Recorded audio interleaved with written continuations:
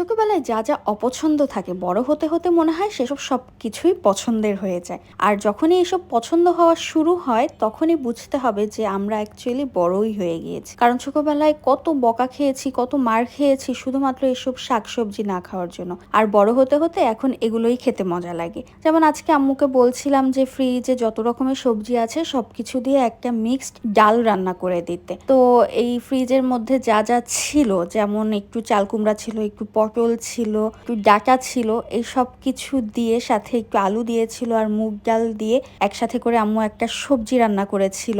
মানে ডাল আর সবজি একসাথে মিক্স করে রান্না করেছিল। এটাকে অ্যাকচুয়ালি ফ্রিজ ক্লিয়ারেন্স রান্নাও বলা যেতে পারে, কারণ ফ্রিজে যতটুকু যতটুকু সবজি ছিল সবকিছু দিয়ে ডালটা রান্না করেছিল। খেতে কি যে মজা হয়েছিল! একদম ভাতটা ভালো করে মেখে নিয়ে তার সাথে একটু লেবুর রস চিপে আর কাঁচামরিচ দিয়ে খেতে তো অসাধারণ লাগছিল। আমার এরকম সবজিগুলোর মধ্যে না কাঁচামরিচ দিয়ে খেতে খুবই মজা লাগে। রান্নায় একটু ঝাল কম দেয়, কিন্তু খাওয়ার সময় কাঁচামরিচ দিয়ে খেতে অসাধারণ লাগে। সাথে একটু লেবুর খোসাও কামড়ে খেয়ে নিচ্ছিলাম। আলহামদুলিল্লাহ সবকিছুর জন্য।